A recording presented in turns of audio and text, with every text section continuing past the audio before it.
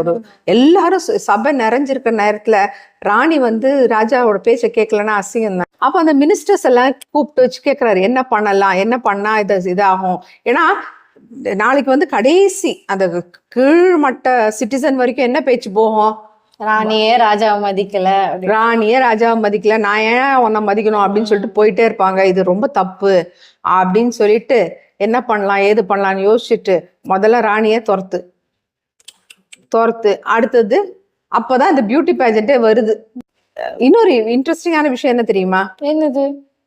நம்ம நாடோட பேரு வர்ற ஒரு இடம் பைபிள்ல எந்த புக்கு தெரியுமா? எஸ்தர் தானே. அஃப்கோர்ஸ்.